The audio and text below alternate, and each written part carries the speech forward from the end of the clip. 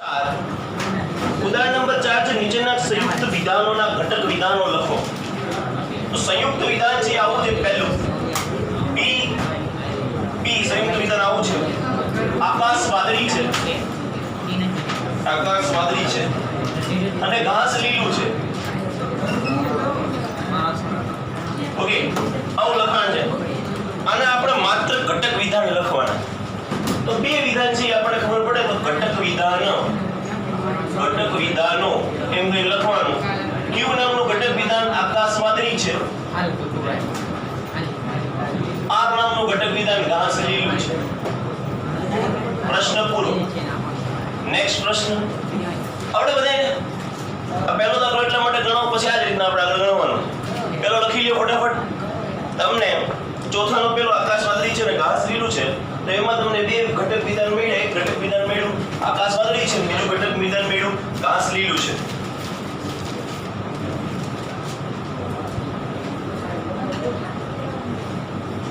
વરસાદ પડે છે અને ઠંડી પડે છે.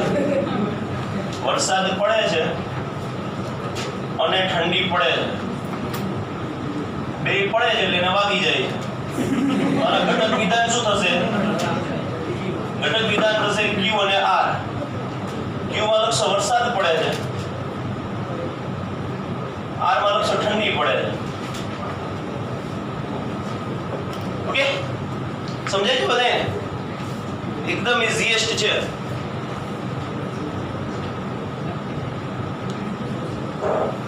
અહીંયા લખે છે, આ લોકોએ લખી અહીં સંયોજક અને દ્વારા વિધાનોને જોડવામાં આવેલ છે. સેમ થિંગ આપણે અહીંયા લખશું. આ લખવું જરૂરી નથી. આપણે માત્ર ઘટક વિધાન કીધું, કયો કારક વપરાણો છે, કયો સંયોજન વપરાણો છે એવું નથી કીધું. ન લખી તોય ચાલે. અહીં સંયોજન અને દ્વારા, અને લખોની ઇન્વર્ટેડ કોમામાં લખજો. અને દ્વારા વિધાનોને જોડવામાં આવેલ છે. ઓકે, નેક્સ્ટ છે. હવે આવડી જશે ત્રીજો ચોથો. ત્રીજો ક્વેશ્ચન શું આવા ક્વેશ્ચનમાં તમે પૂછો? બધી સમય સંખ્યાઓ એ વાસ્તવિક સંખ્યાઓ છે. બીજું વિધાન લખશો બધી વાસ્તવિક સંખ્યાઓ એ સંકર સંખ્યાઓ છે. અને આ બંને જોડવામાં કયા દર આવ્યા છે? સંયોજક અને દ્વારા. ચોથું એક્ઝામ્પલ, 0 એ ધન સંખ્યા છે.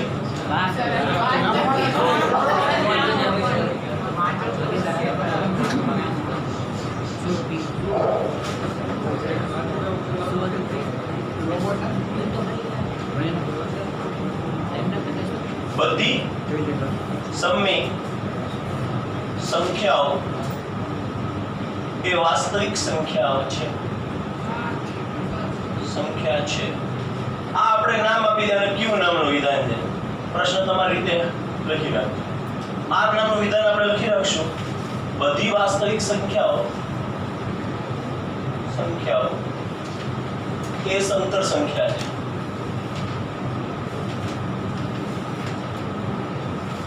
બે વિધાન થઈ ગયા. રાઈટ. ચોથો ક્વેશ્ચન આમાં લખવાનું, અહીં સંયોજક કયું વપરાયેલું હતું? અને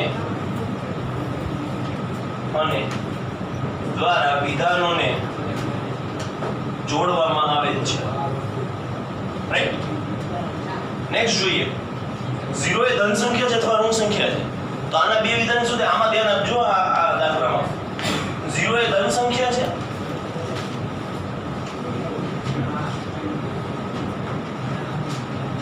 આ 0 એ ઋણ સંખ્યા છે.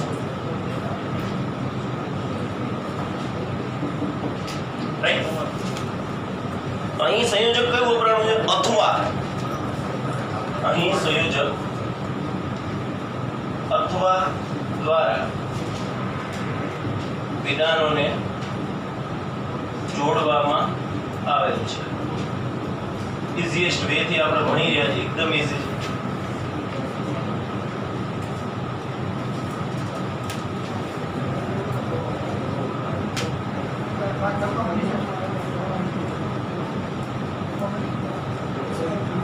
થઈ ગયું? ઉદાહરણ નંબર 4 પૂરું. આ ઉદાહરણ નંબર 4 છે.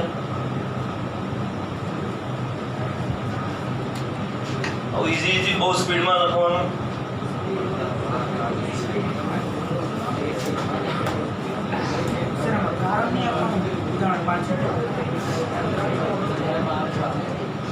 સત્ય છે કે અસત્ય છે, કારણ છે ચકાસો, એવું ક્યાં કીધું?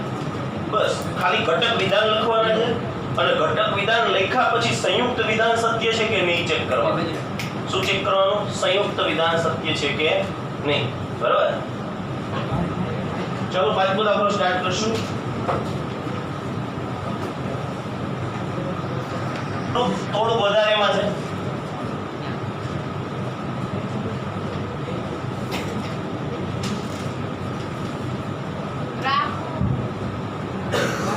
ઉદાહરણ નંબર 5 એનો પહેલો દાખલો. નીચેના સંયુક્ત વિધાનોમાં ઘટક વિધાનો શોધો અને તે સત્ય છે કે અસત્ય છે તે ચકાસો. ઓકે, સંયુક્ત વિધાનમાં પહેલા ઘટક વિધાન શોધવાનું. ઘટક વિધાન છે અને એ સત્ય છે કે અસત્ય ચકાસવાનું. સંયુક્ત વિધાન ને કોણ? ઘટક વિધાન. એટલે પ્રથમ વિધાન સત્ય પણ બને અને અસત્ય પણ બને, બીજું વિધાન સત્ય પણ બને અસત્ય પણ બને. તો પહેલો ક્વેશ્ચન એવો છે કે ચોરસ ચતુષ્કોણ છે, આપણે લખવાનું ઘટક વિધાનો.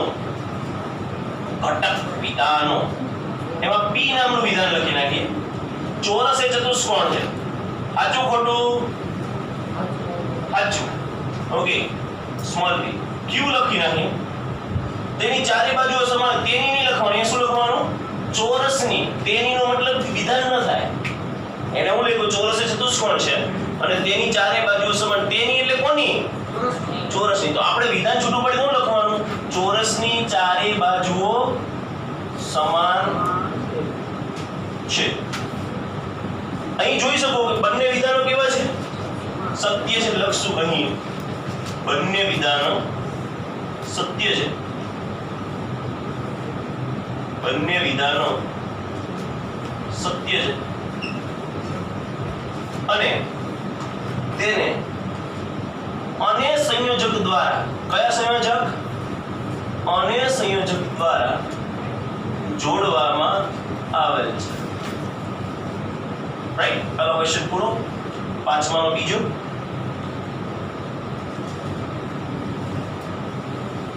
તમે જોઈજો એમને આડે ધડ નો કામ કરતા.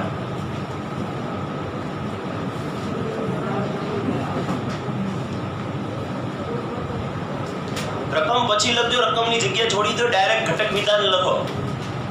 રકમ લખવા બેસો પછી કે બાકી છે પણ તમે ઘટક વિધાનમાં તો આ ભૂલ કરશો જ તે નહીં.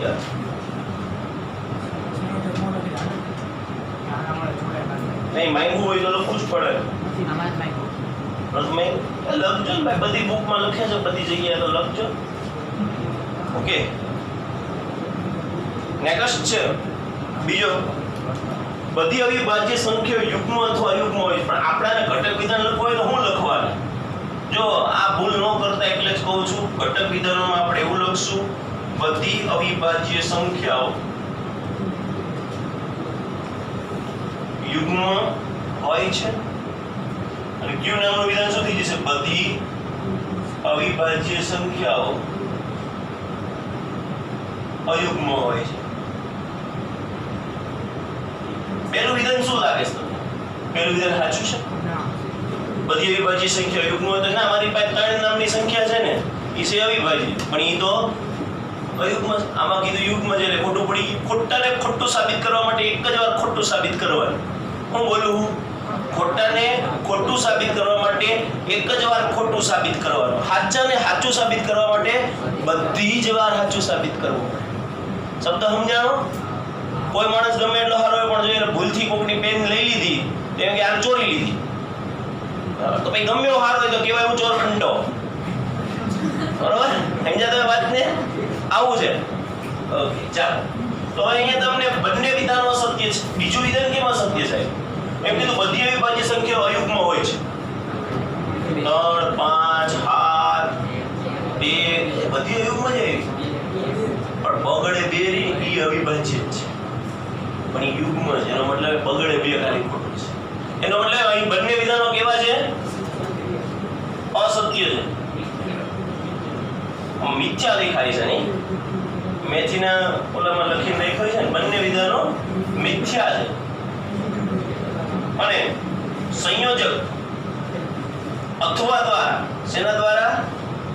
અથવા દ્વારા વિધાનોને જોડવામાં આવે છે. નેક્સ્ટ જોઈએ ત્રીજો દાખલો. રકમ જો, જે વ્યક્તિ ગણિત શાસ્ત્ર અથવા તો કોમ્પ્યુટર વિજ્ઞાન વિષય લીધો હોય તે MCA માં જઈ શકે. MCA નામનો કોર્સ આવે, માસ્ટર ઓફ કોમ્પ્યુટર એપ્લિકેશન, બરાબર. BCA આવે, bachelor of computer application. Okay, આમાં MCA ની વાત છે તો લખીએ ત્રીજો. એના ડાયરેક્ટ રકમ તમે લખી નાખજો. હું લખું છું ઘટક વિધાન. પહેલું લખું છું ઘટક વિધાનમાં P નામનું વિધાન, સ્મોલ p લખવાનું. જે વ્યક્તિએ ગણિત શાસ્ત્ર વિષય લીધો હોય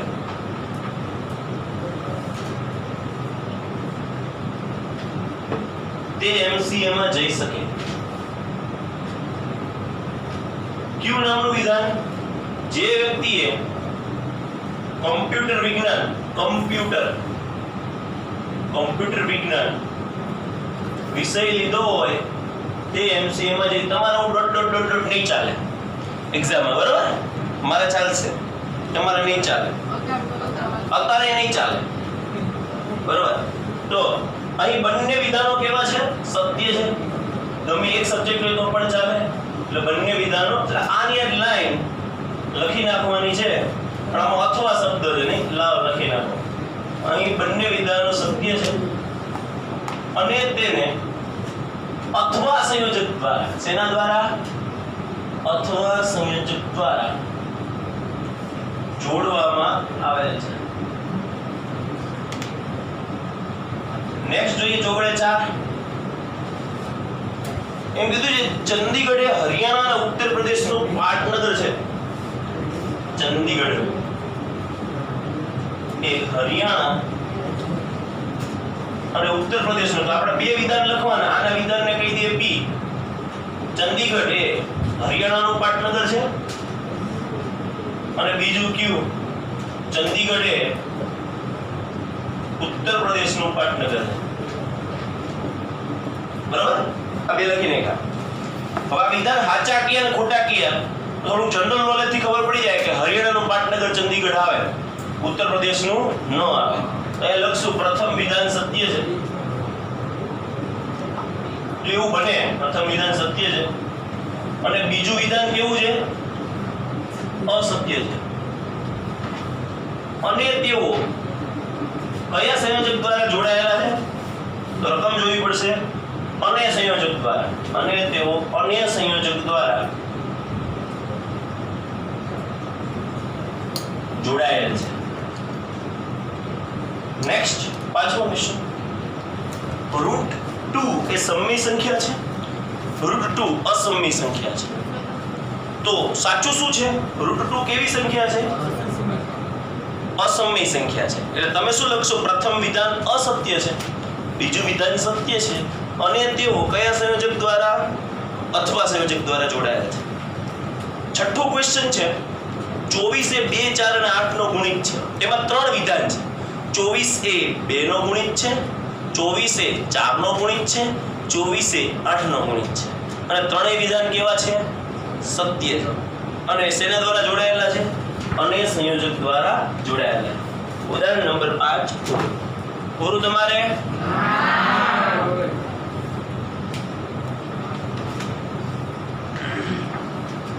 બધા રેડી? હવે તો રેડી હશે અને હવે બાકી હોય તો ઘરેથી ગણવાનું. ઓકે? 14.2 નીચેના વિધાનોના નિષેધ લખો. તો તમારે આવું કરવાનું. પહેલું એને વિધાનને P વડે દર્શાવવાનું. જેમ કરવાનું રકમ લખી નાખો. હું ડાયરેક્ટ નિષેધ લખું. નિષેધ ઓફ P. ચેન્નઈ તમિલનાડુનું પાટનગર નથી. પાછળ જવાબ ટેલી કરતું જવાનું.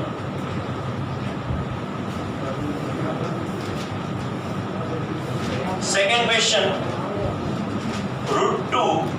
બીજું વિધાન આપ્યું છે એને પણ તમે q કીધો, ચાલો એવું જોઈને q કેવું તમે p પણ કહી શકો. તો નિષેધ ઓફ q અથવા નોટ q √2 એ સંકર સંખ્યા છે.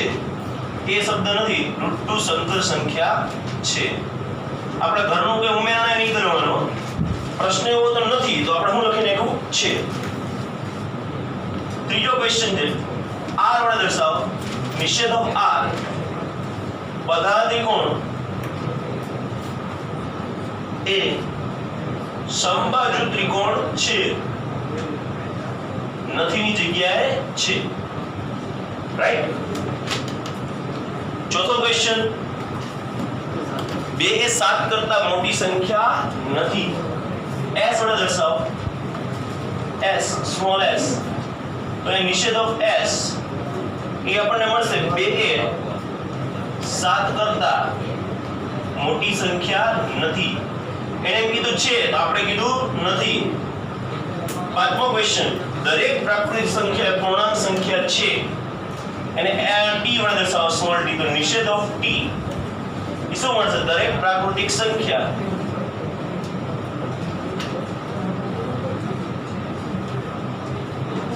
એ પૂર્ણાંક સંખ્યા નથી.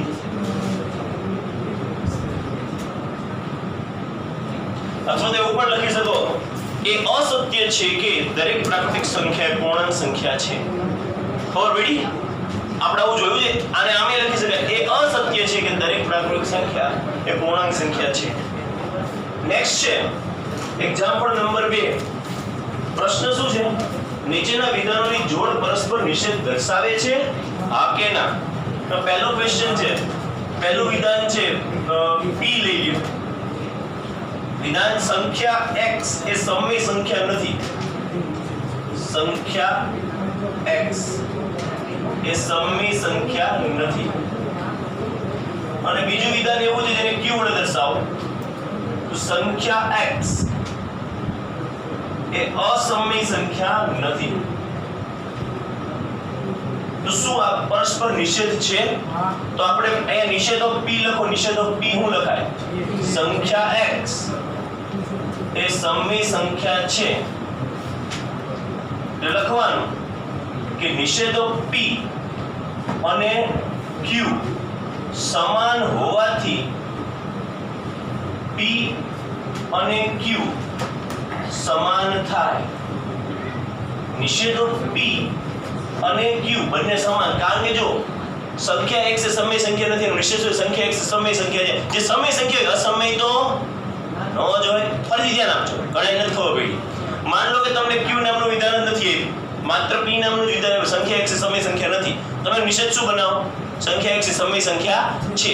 અથવા તો શું લખી શકો? એ અસમય સંખ્યા નથી. સમય સંખ્યા છે એ અસમય સંખ્યા નથી.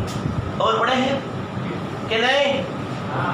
આની ના પાડવાનો મતલબ સમય સંખ્યા નથી, એનો મતલબ અસમય સંખ્યા છે. સમય સંખ્યા નથી, નિષેધ શું થાય? સમય સંખ્યા છે. સમય સંખ્યા છે એનો મતલબ શું થાય? અસમય સંખ્યા નથી. એટલે પરસ્પર નિષેધ દર્શાવે. તેથી p અને q પરસ્પર નિષેધ દર્શાવે છે. નેક્સ્ટ જોઈએ p અને q હા સમાન નો થાય નહીં. આપણે લાઈન ખોટી લખી નહીં. એક કામ કરો, મજા આવી જાય એવું લાઈન કરી નાખી. આ બધું કાઢી જ નાખો. ડાયરેક્ટ p અને q પરસ્પર નિષેધ દર્શાવે. એ કારણ લખવાની જરૂર નથી. આ સમાન ન થાય. સંખ્યા x પણ વિરોધાભાસી થવો જોઈએ. સમય સંખ્યા છે. આને તમે p નામ કહી દો. p પછી q નામ શું છે? સંખ્યા x એ અસમય સંખ્યા છે. રાઈટ. હવે નિષેધ ઓફ p મેળવો. નિષેધ ઓફ p એ નિષેધ ઓફ p શું થાય? સંખ્યા x એ સમય સંખ્યા નથી. હવે સમય સંખ્યા નથી એટલે શું થઈ ગઈ? એ શું થઈ ગઈ? અસમય સંખ્યા. તો આમ તો લખી શકાય નિષેધ ઓફ p, નિષેધ ઓફ p અને q સમાન છે. એમ તો લખાય ને? નિષેધ ઓફ p અને q સમાન છે. સાચું કે નહીં? સંખ્યા x એ સમય સંખ્યા નથી. સમય સંખ્યા નથી એનો મતલબ અસમય સંખ્યા છે. આ બે તો સરખા કહેવાય ને. અને તેથી p અને q પરસ્પર નિષેધ દર્શાવે છે. નિષેધ દર્શાવે છે. અહીં આપણે એવું થશે નિષેધો p અને q સમાન છે. આ બે હરખા થયા. એનો મતલબ એમ કે p અને q બે હરખા નથી. પરસ્પર શું દર્શાવે છે? વિરોધાભાસ દર્શાવે. જો શબ્દને પકડજો, બાકી પૂરું જ છે ભાઈ આમાં. તમે એ તો ખબર પડી ગઈ ને કે નિષેધ છે એકબીજાને, એટલી ખબર પડી ગઈ ને. હે તો ચિંતા ન કરતા, એક્ઝામમાં ઉગી નહીં હોય. આ તો જસ્ટ આપણી જાણકારી નોલેજ માટે છે. ચલો નેક્સ્ટ જોઈએ. અમુક કામ ભણાવો. એક્ઝામ્પલ નંબર 3, પહેલો ક્વેશ્ચન. નીચેના સંયુક્ત વિધાનના ઘટક વિધાન શોધો અને તે સત્ય છે કે અસત્ય છે તે ચકાસો. તો હું પ્રશ્ન નથી લખતો, ડાયરેક્ટ ઘટક વિધાન લખું. ઘટક વિધાનો. પહેલું ઘટક વિધાન લખીએ p. 3a અવિભાજ્ય સંખ્યા છે.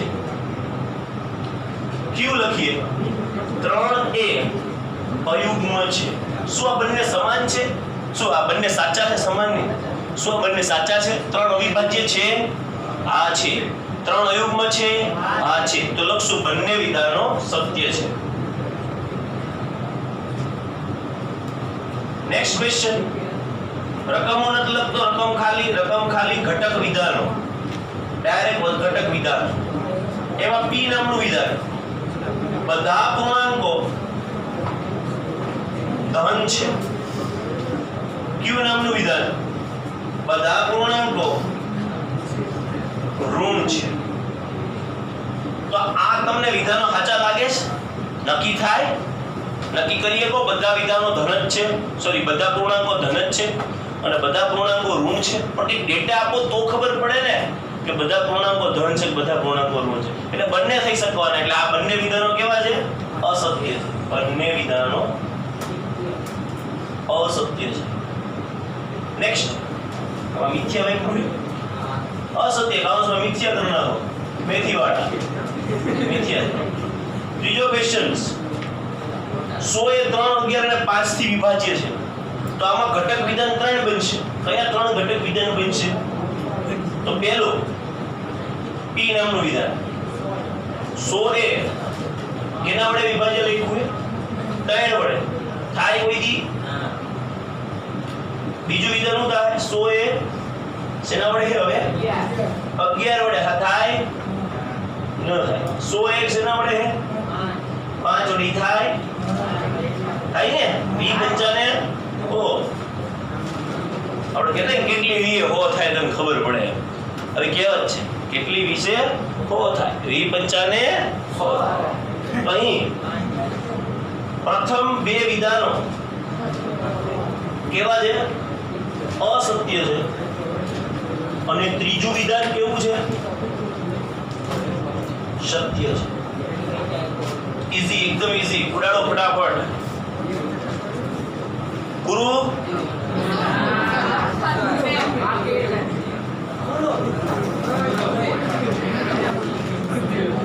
ધ્યાન આપજો.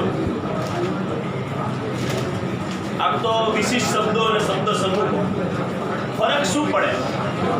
તો આપણે સમજવાનું છે અને અથવા. ચાલુ કરજો. વિશિષ્ટ શબ્દ અને સમૂહ. આ તમને આવડે એવી જ વાત છે. આમાં કંઈ નવું નથી. તમને એમ કીધું હોય અને શબ્દ વાપરે, પણ અને શબ્દનો ઉપયોગ શું કરવો? અને શબ્દનો ઉપયોગ શું કરવો એ જોઈજો. માની લો કે આપણને કોઈ વિધાન આવું આપ્યું, વિધાન p તરીકે આપણને એવું આપ્યું કે ચિરાગ અને ધવલ રમે છે. બરાબર? હવે આના ઘટક વિધાન લખવાના હોય તો ઘટક વિધાન તમે આવા લખી શકો. ચિરાગ રમે છે, ધવલ રમે. તો આના ઘટક વિધાન પોસિબલ છે અને લખી શકાય. બરાબર? અથવા શબ્દ વાપરે તો એના ઘટક વિધાન અહીંયા સંયોજક કયું છે? સંયોજક કયું છે? અને. ઓકે, જો અહીંયા અથવા શબ્દ વાપરે તો સંયોજક શું થાય? અથવા. હવે બે વિધાનો હોય ને સાચા હોય ને, સાંભળો તમે આ સંયોજક વાપરો. સંયોજક કયું? એક તો અને બીજું કયું? અથવા. આ સંયોજક લખીએ, આ પ્રથમ વિધાન લખીએ, આ બીજું વિધાન લખીએ, તો સંયુક્ત વિધાન શું બને? આ બહુ ઇમ્પોર્ટન્ટ ટોપિક છે, ધ્યાન આપજો. જો ધ્યાન આપજો, અને સંયોજક વાપરો, અને સંયોજક તો બંને સાચા હોય ને તો જ સંયુક્ત વિધાન સાચું કહેવાય. સમજો છો? એક પણ ખોટું હોય, આપણે એવું લાગે કે કામ કરીએ અને સંયોજક માટે આપણે પહેલા બીજા વિધાન લઈ લઈએ, પછી આપણે નવું સંયોજક જોઈશું જેનું નામ રાખશું આપણે અથવા. આ અને સંયોજક છે, પહેલું સાચું બીજું ખોટું, સંયુક્ત વિધાન ખોટું હતું. કેમ? હું એમ કહું કે હું અને ધવલ રેલવે સ્ટેશને છીએ. હવે બે જો રેલવે સ્ટેશન તો જ વિધાન સાચું કહેવાય. હું રેલવે સ્ટેશન પહોંચી જાઉં પણ ધવલ રેલવે સ્ટેશને ન પહોંચે તો અને શબ્દ વાપરો એ ખોટો ગણાય. સમજો છો મારી વાત? એટલે સંયુક્ત વિધાન કેવું થઈ જાય? ખોટું થઈ જાય. ગોપતાની સિમ્પલ લોજિક છે. હું અને ધવલ રેલવે સ્ટેશન છીએ, કોક ચેક કરવા હું એકલો જ હોય તો એનો મતલબ એમ થાય તું બોલે ખોટું બોલે, તું તો બોલ્યો ને ધવલે તારી સાથે છે, બોલ્યો તો કે નહીં? અને શબ્દ વાપરો. ખ્યાલ આવે છે? હવે હું ન પહોંચું અને ધવલ પહોંચી જાય તો એ વિધાન કેવું કહેવાય? અને બેય નો પહોંચી તો ખોટી જ વાત છે. તો આ કોની વાત થઈ? અને સંયોજક. હવે બીજું આપણે જોઈએ અથવા સંયોજક. સંયોજકનું નામ પાડીએ આપણે અથવા. અહીંયા આપણે એક કામ કરીએ, આનું નામ પાડીએ આય અને બીજું વિધાન, અને અહીંયા શું લખશું? સંયુક્ત વિધાન. રેડી? ચાલો ધ્યાન આપજો બધાએ. અને 4 ભાગ પાડી દઈએ. ઓકે, અહીંયા પણ આપણે એવું જ કરીએ, માત્ર અને સંયોજક લખીએ. અને ઓકે, ચાલો એને અથવા સંયોજક. અથવા સંયોજક વિશે વિચારો. અથવા પહેલું સાચું બીજું સાચું, બંને રેલવે સ્ટેશન પહોંચ્યા. હું અથવા ધવલ રેલવે સ્ટેશને રહીશું, બે પહોંચ્યા તો વિધાન કેવું છે? સાચું. સંયુક્ત વિધાન એટલે આવડું વિધાન. અહીંયા રમે છે જગ્યાએ રેલવે સ્ટેશને પહોંચે છે, એમ લો રેલવે સ્ટેશન છીએ એમ રહી છે. હવે જો પહેલું સાચું પડે બીજું ખોટું પડે, હું રેલવે સ્ટેશન પહોંચી જાઉં, હું એમ કહું હું અથવા ધવલ રેલવે સ્ટેશને રહીશું, તો હું એકલો હોય તો વિધાન કેવું કહેવાય? સાચું કહેવાય. કેમ ખબર પડે છે? અથવા શબ્દ વાપરો, બેમાંથી એક હોય તો પણ આપણે એમ કે મારે કા 95 આવશે કા 5 માર્ક આવશે, બેમાંથી કા 95 કા 5 આવે તો બે સાચા જ ગણાય કે નહીં? હવે પહેલું ખોટું પડે, હું ન પહોંચું અને ધવલ પહોંચે તો પણ સાચું, અને બેમાંથી એક નો પહોંચી તો ખોટું. ભાઈ બેમાંથી એકનું પહોંચવાનું તો કીધું, પણ બેમાંથી એક નો આવો તો એ વ્યાજબી વાત છે નહીં. ખબર પડી ગઈ? હવે સમજો, એવા ઘણા વિધાનો છે જેમાં અને વપરાય ને છતાંય તમે એના ઘટક વિધાન ન લખી શકો.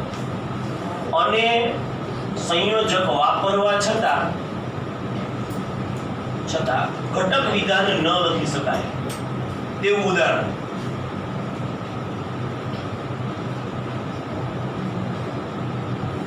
એવું ઉદાહરણ આપું છું, ધ્યાન આપજો. આ બહુ ઇમ્પોર્ટન્ટ છે. ઘણી વાર એવું બને ઘટક વિધાન લખો પણ ઘટક વિધાન લખાતા જ ન હોય.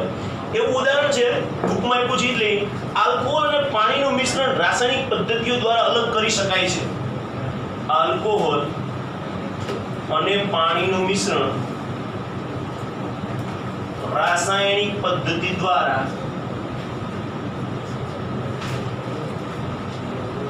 અલગ કરી શકાય છે. હવે આપણે આનું ઘટક વિધાન લખવાનું કે આપણે આમ લખાય, આલ્કોહોલ મિશ્રણ રાસાયણિક પ્રક્રિયા પદ્ધતિ દ્વારા અલગ કરી શકાય છે, પાણીનું મિશ્રણ રાસાયણિક પદ્ધતિ દ્વારા અલગ કરી શકાય. આ વિધાન ન કહેવાય, આ ઘટક વિધાન ન બને. કેમ? કારણ કે આલ્કોહોલ ને પાણી બે ભેગા છે. તમારે આમાં અને સંયોજક નથી, આમાં અને આ બે શબ્દોને જોડે છે, માત્ર વિધાનોને નથી જોડતું. આમાં અને શું કરે છે? બે શબ્દોને જોડે છે. ખ્યાલ આવે છે? આમાં અને શું કરે છે? બે શબ્દ. ગણાય કે ન ખબર પડી તો એક સરસ મજાનું ઉદાહરણ હજી લઈએ. દહીં અને દૂધ નું મિશ્રણ છૂટું પાડી શકાય. આના ઘટક વિધાન લખો. દહીંનું મિશ્રણ છૂટું પડે, પણ મિશ્રણ કોની હારે ભાઈ? દૂધનું મિશ્રણ કોની હારે ભાઈ? તો દૂધ અને દહીં જે રહ્યા એ શું છે? ભેગી વસ્તુ બોલાતી વાત છે. આમાં તમને આનું ઘટક વિધાન નહીં મળે અને આનું ઘટક વિધાન પણ નહીં મળે. ઓકે, આટલું જ સમજાવવાનું હતું. હવે તમને ઉદાહરણ ને સ્વાધ્યાય વળી પાછા આવડવા માંડશે. આ લખી લ્યો, એટલું લખી લ્યો. મેં તમને ક્યાં રોક્યા?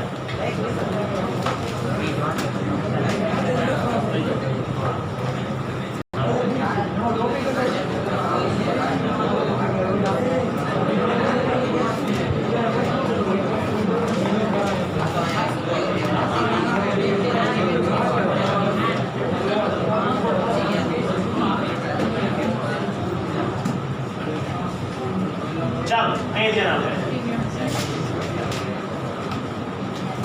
અથવાનો ઉપયોગ સમાવેશ વિકલ્પ તરીકે કે નિવારક વિકલ્પ તરીકે. નિવારકનો મતલબ થાય નિવેડો લાવી દે.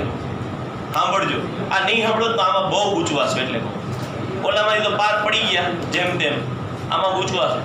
સમાવેશનો મતલબ એનો ઉપયોગ થઈ જવો જોઈએ, બંનેનો ઉપયોગ થવો જોઈએ. નિવારકનો મતલબ બેમાંથી એકનો જ ઉપયોગ થવો જોઈએ. હું શું બોલું છું રામ જાણે. નિવારકનો મતલબ નિવેડો આવો, કા આ પાર કા ઉસ પાર, એને શું કહેવાય? નિવારક. આ સાદી ભાષામાં સમજાવું. માની લો કે તમને એમ કહે કે એક ઉદાહરણ લઉં છું, વિધાન પી, અને એમ કે રાત્રે આઈસ્ક્રીમ અથવા સોડા મળશે. તો અહીંયા જે અથવા રહ્યું ને, આ અથવા સંયોજક છે. અથવા શું છે? સંયોજક. કયા તરીકે વપરાણો? સમાવેશ વિકલ્પ તરીકે કે નિવારક વિકલ્પ તરીકે? નિવારક. શું કામ નિવારક? નિવેડો લાવી દો, કાં તો આઈસ્ક્રીમ મળશે કાં તો સોડા. એટલે તમે વાતને બે નહીં મળે કોઈને. બે મળતું હોય ને, સાંભળો, બે મળતું હોય તો એ સમાવેશ વિકલ્પ કહેવાય. પણ એ શબ્દ જો વાપરી દો આઈસ્ક્રીમ અથવા સોડા મળશે, તો એ શું હોય? આ કયો તરીકે વપરાણો? નિવારક વિકલ્પ તરીકે. કઈ રીતે વપરાણો? નિવારક વિકલ્પ તરીકે. હવે આ નિવારક વિકલ્પનું ઉદાહરણ લીધું. હવે આપણે લેશું સમાવેશ વિકલ્પનું ઉદાહરણ. ધ્યાન આપજો, સમાવેશ વિકલ્પનું ઉદાહરણ. દેશમાં દાખલ થવા માટે આધાર કાર્ડ અથવા ચૂંટણી કાર્ડ હોવું જોઈએ. એ પાસપોર્ટ ની વાત જવા દો અત્યારે. ક્યાં તો તમારી પાસે આધાર કાર્ડ હોવું જોઈએ અથવા ચૂંટણી કાર્ડ હોવું જોઈએ. બસ હવે ક્યાં તો આધાર કાર્ડ હોવું જોઈએ કાં તો ચૂંટણી કાર્ડ હોવું જોઈએ. આવો શબ્દ એ આમાં નિવારણ છે કે સમાવેશ? જો આધાર કાર્ડ હોય તોય ચાલે, ચૂંટણી કાર્ડ હોય તોય જવા દો. બે ઘરે તમારે બે એવા હોય એમને વાત ને. તો આવા સમય શું થઈ ગયો? સમાવેશ થઈ ગયો બંનેનો. બે હોય તોય ચાલશે, એક હશે તોય ચાલશે, ગમે તેમ ચાલશે. તો અહીંયા તમને એકી ન હોય તો વિધાન ન આવે. આમાં અથવા કયા તરીકે વપરાવાનું? સંયોજક તરીકે. અને આ કયો વિકલ્પ થશે? સમાવેશ વિકલ્પ. બેઠું મગજમાં? થોડું ઘણું બેઠું? દાખલા ગણશો એટલે ખબર પડી જશે. ચાલો આપણે જોઈએ ઉદાહરણ નંબર. અવાજ નહીં.